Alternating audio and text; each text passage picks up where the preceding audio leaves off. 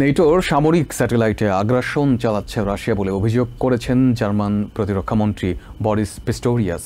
বৃহস্পতিবার বার্লিনে মহাকাশ বিষয়ক এক সম্মেলনে তিনি বলেন, ক্রেমলিন এবং চায়না মহাকাশেও আধিপত্য বিস্তার করছে। তারা প্রতিপক্ষের উপগ্রহের কার্যক্রম ব্যাহত এবং সক্ষমতা ধ্বংস করতে পারে। ইতিমধ্যে জার্মান সামরিক বাহিনী জ্যামিং আক্রমণের শিকার হয়েছে বলেও দাবি করেন পিস্টোরিয়াস।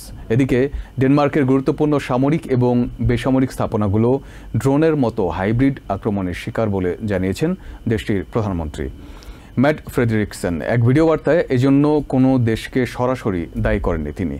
বুধবার ডেনমার্কের আকাশে অনাহূত ড্রোনের হানায় দুটি বিমানবন্দরের কার্যক্রম বন্ধ রাখা হয়।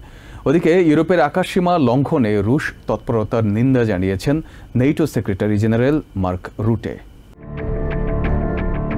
ইউরোপের আকাশে চলতি মাসে অনাহূত ড্রোনের আনাগোনা এবং সাইবার হামলা বেড়ে গেছে।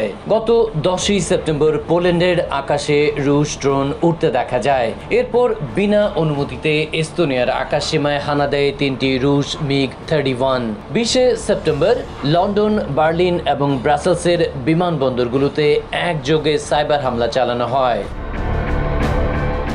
দুদিন পার না হতেই হানাদার ড্রোনের কারণে কোপেনহেগেন এবং অসলোতে বিমান চলাচল বিঘ্ন ঘটে।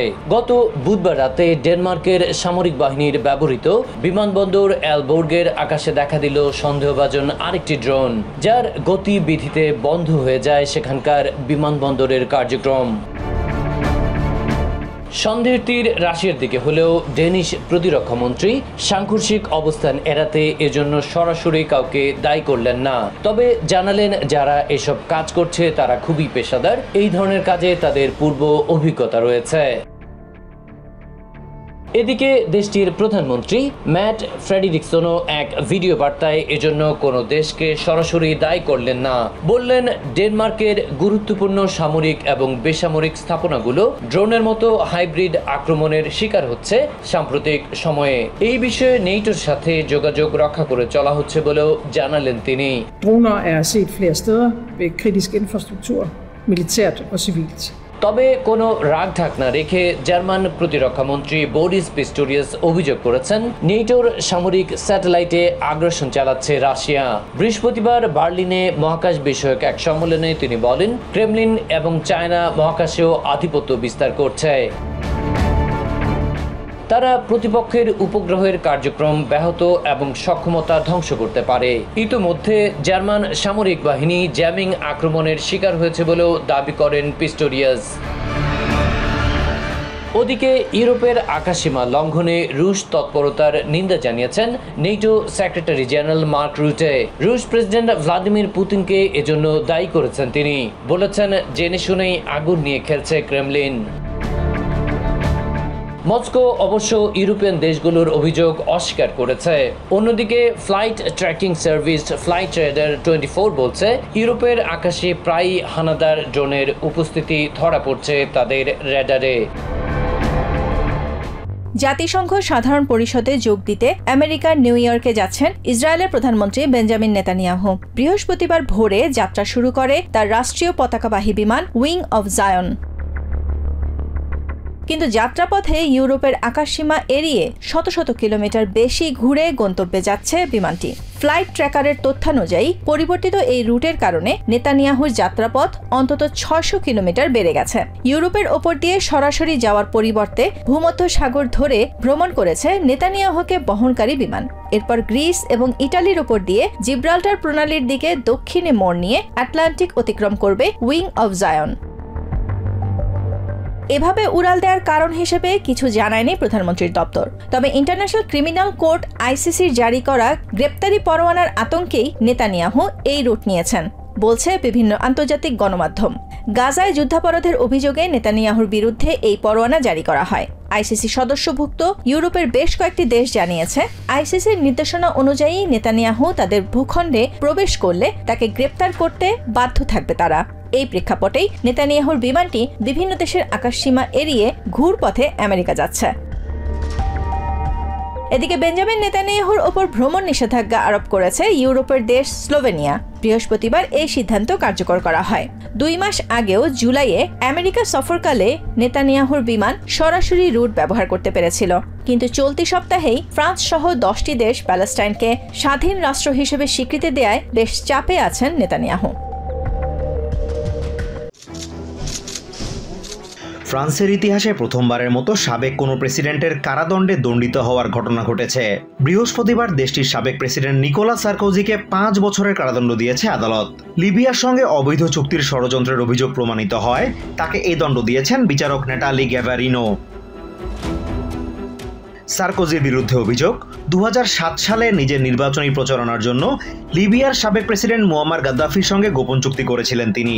এর বদলে কয়েক মিলিয়ন পাউন্ড নিয়েছিলেন সার্কোজির সহযোগীরা। এই অপরাধে দোষী সাব্যস্ত হলেও দুর্নীতি এবং প্রচারণার জন্য অবৈধভাবে তহবিল গ্রহণের আরও 2টি অভিযোগ থেকে তাকে অব্যাহতি দেওয়া হয়েছে। প্রসিকিউটররা জানিয়েছেন এটি একটি বিশেষ রায়, আর সার্কোজি যদি এই রায়ের বিরুদ্ধে আপিল করতেও চান, কারাগারে প্রবেশের পরই তা তিনি করতে পারবেন। এদিকে রায়ের পর তাৎক্ষণিক প্রতিক্রিয়ায় নিজেকে নির্দোষ দাবি করে আদালতের এই সিদ্ধান্তের বিরুদ্ধে আপিল করবেন বলে জানান সাবেক এই প্রেসিডেন্ট। স্বাভাবিকভাবেই আমি আপিল করব, সম্ভবত আমাকে হাত করা পরেই আপিল আদালতে হাজির হতে হবে। যারা আমাকে ঘৃণা করে তারা ভাবছে আমাকে অপমান করছে, কিন্তু আজ তারা অপমান করেছে ফ্রান্সকে, ফ্রান্সের ভাবমূর্তিকে। আমার মধ্যে প্রতিশোধের মনোভাব নেই, ঘৃণাও নেই, কিন্তু সবাইকে জানিয়ে দিতে চাই আমি যে নির্দোষ তা প্রমাণ করতে শেষ নিঃশ্বাস পর্যন্ত লড়ব। এই মামলার অন্যতম বাদী আলেকজান্ডার জুরির আইনজীবী চার্লস কনসিনি মনে করেন নানা ধরনের চাপের কারণে আদালত বাধ্য হয়ে এই রায় দিয়েছে।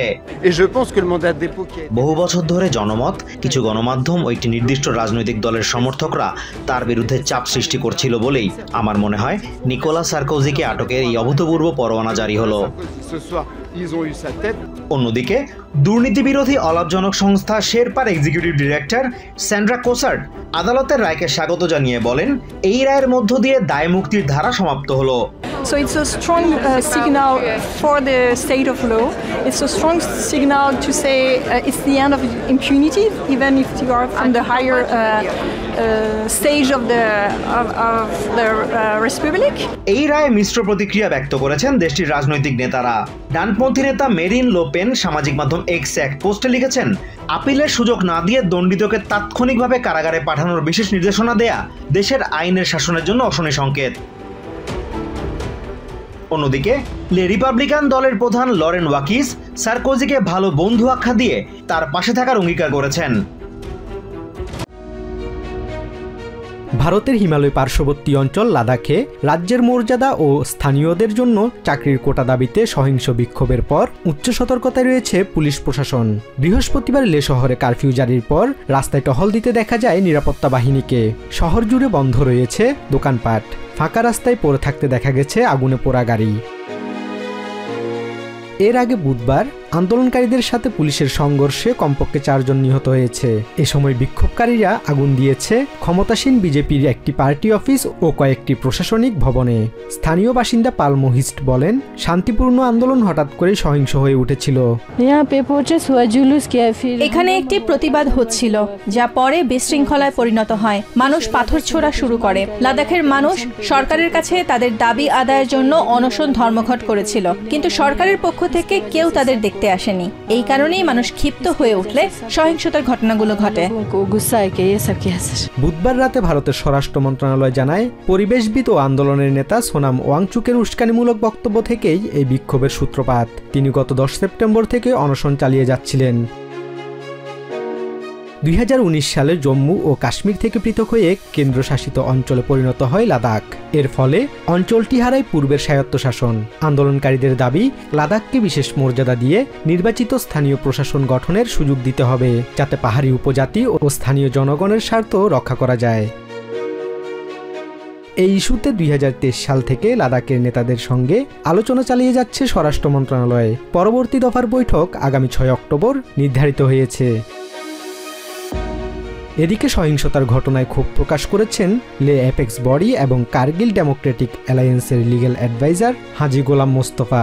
এ সময় শান্তিপূর্ণ আন্দোলনে গুলি চালানো হয়েছে বলেও অভিযোগ করেন তিনি। And there are 6 people in the surgery ward, 6 other people, all of them have been shot. I do not understand as to who gave the orders to shoot people. There are multiple Supreme Court judgments, there are multiple laws, guidelines as to how you should not resort to shooting people, but people have been shot. বৌদ্ধ ও মুসলিম অধ্যুষিত সীমান্তবর্তী অঞ্চলটি চায়নার সঙ্গেও সংযুক্ত, ফলে লাদাখের রাজনৈতিক ভবিষ্যৎ ও স্বায়ত্তশাসনের প্রশ্নে জাতীয় নিরাপত্তার দিক থেকেও যথেষ্ট গুরুত্ব বহন করছে। ইউরোপের দেশ মলডোভায় অনুষ্ঠিত হতে যাচ্ছে পার্লামেন্ট নির্বাচন। রবিবারের এই নির্বাচনের ফলাফলের ওপর দেশটির ইউরোপিয়ান ইউনিয়নে যোগদানের ভবিষ্যৎ নির্ভর করছে। এরই মধ্যে অভিযোগ উঠেছে রাশিয়া নির্বাচনের প্রভাব খাটানোর চেষ্টা করছে, তবে রাশিয়া বরাবরই এমন অভিযোগ নাকচ করে আসছে। 2022 সালে ইউক্রেন যুদ্ধ শুরুর পর থেকে নানা সমস্যায় জর্জরিত মলডোভার 2.4 মিলিয়ন মানুষ। নিজেদের নিরাপত্তার স্বার্থেই দেশটির বর্তমান সরকার ইইউর অংশ হতে আপ্রাণ চেষ্টা করছে। সাম্প্রতিক একাধিক জরিপের ফল বলছে ইউরোপপন্থী পার্টি অফ অ্যাকশন সলিডারিটির পার্লামেন্টের সংখ্যাগরিষ্ঠতা ধরে রাখতে বেগ পেতে হতে পারে। এই ক্ষেত্রে সরকার গঠন করতে তাদের অন্য দলগুলোর সাথে জোট করতে হতে পারে। দেশটির পার্লামেন্টের মোট আসন সংখ্যা 101টি। অন্যদিকে রাশিয়াপন্থীদের জোট প্যাট্রিয়টিক ব্লক এবং কিছুটা ইউরোপপন্থী অল্টারনেটিভ অ্যালায়েন্স নিজেদের অবস্থান শক্ত করতে জোর প্রচার চালাচ্ছে। এই ক্ষেত্রে উচ্চ মূল্যস্ফীতি, বিভিন্ন খাতে সংস্কারের ধীরগতি এবং ইউরোপের সাথে সম্পর্কের ক্ষেত্রে ধোঁয়াশার বিষয়গুলোকে হাতিয়ার হিসেবে ব্যবহারের চেষ্টা করছে তারা। প্রেসিডেন্ট মায়া সান্দু এই নির্বাচনকে মলডোভার ইতিহাসে সবচেয়ে গুরুত্বপূর্ণ নির্বাচন আখ্যা দিয়েছেন। সোমবার জাতির উদ্দেশ্যে দেয়া এক ভাষণে তিনি অভিযোগ করেন রাশিয়া এই নির্বাচনের প্রভাব খাটাতে মিলিয়ন মিলিয়ন ডলার বিনিয়োগ করছে। সাধারণ ভোটাররা এই নির্বাচনের মাধ্যমে নিজ দেশের ভবিষ্যৎ নির্ধারণে ভূমিকা রাখতে উদ্গ্রীব হয়ে আছেন। অ্যানা স্টিরবু নামে এই স্কুল শিক্ষক এমনটাই জানান।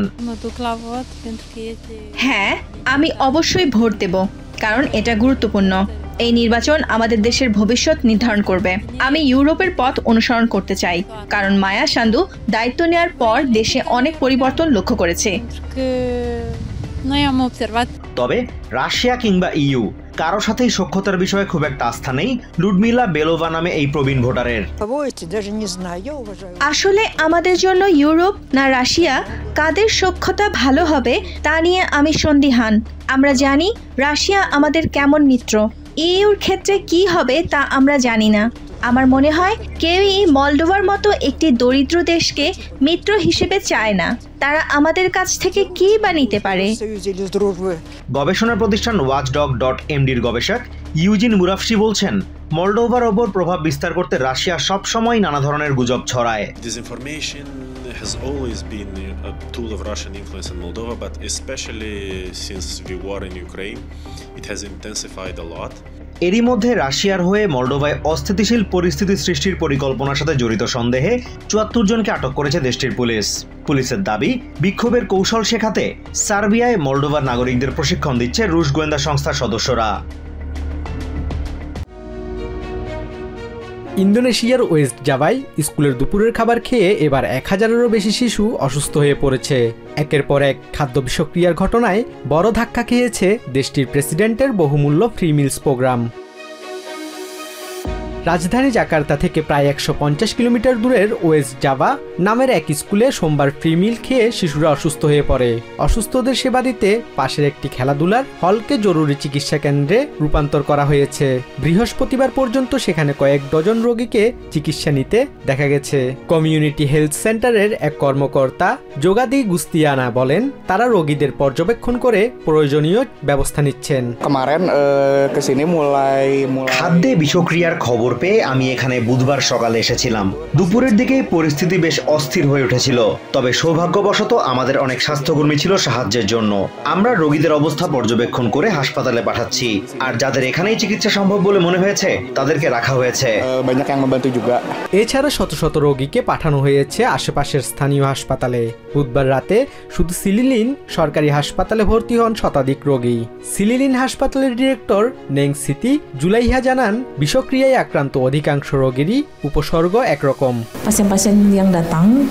যেসব রোগী বিনামূল্যে খাবার কর্মসূচির কারণে বিষক্রিয়া আক্রান্ত হয়েছে তাদের মধ্যে বেশিরভাগেরই পেট ব্যথা ও বমি ভাব। এছাড়াও কিছু রোগী শ্বাসকষ্টের অভিযোগ করেছেন। রোগীদের দ্রুত সুস্থ করে তুলতে আমরা উপসর্গ অনুযায়ী চিকিৎসা প্রদান করছি। চলতি বছর জানুয়ারিতে চালু হওয়া এই ফ্রি স্কুল মিলস কর্মসূচি থেকে ইন্দোনেশিয়ায় অন্তত ৬,৪৫২ জন শিশু খাদ্য বিষক্রিয়ার শিকার হয়েছে বলে জানিয়েছে think tank network for education watch.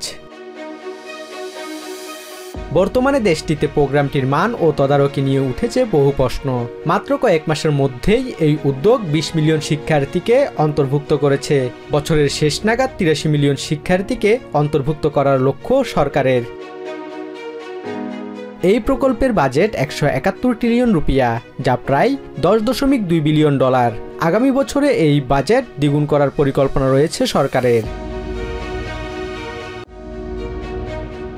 Antibiotic প্রতিরোধী সংক্রমণ মোকাবিলার উপায় খুঁজে বের করতে কাজ শুরু করেছেন ব্রিটেনের লেস্টার ইউনিভার্সিটির একদল গবেষক।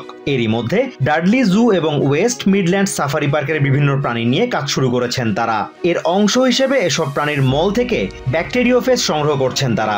ব্যাকটেরিওফেজ এক ধরনের ভাইরাস যা ব্যাকটেরিয়া সংক্রমণ প্রতিরোধ করে। ওয়ার্ল্ড হেলথ অর্গানাইজেশনের তথ্য বলছে অ্যান্টিবায়োটিক প্রতিরোধী ব্যাকটেরিয়া সংক্রমণে ২০১৯ সালে সারা বিশ্বে প্রায় ১.২৭ মিলিয়ন মানুষ মারা যায়। জিরাফ, স্নো লেপার্ড থেকে শুরু করে ভোঁদর এবং অঞ্জন কোনো প্রাণী বাদ যাচ্ছে না গবেষকদের তালিকা থেকে। লেস্টার ইউনিভার্সিটির বেকি মায়ার সেন্টার ফর ফেইজ রিসার্চ জানিয়েছে ১৬০ প্রজাতির প্রাণী থেকে সংগ্রহ করা নমুনা নিয়ে কাজ করছে তারা। নমুনাগুলো থেকে ফেইজ বা ব্যাকটেরিয়া ধ্বংসকারী ভাইরাস বের করা হচ্ছে। এরপর এই ফেইজগুলোকে লাইসেট নামে এক ধরনের পরিষ্কার তরলে ডুবিয়ে সমস্যা সৃষ্টিকারী ব্যাকটেরিয়ার বিরুদ্ধে এদের কার্যকারিতা পরীক্ষা করা হচ্ছে।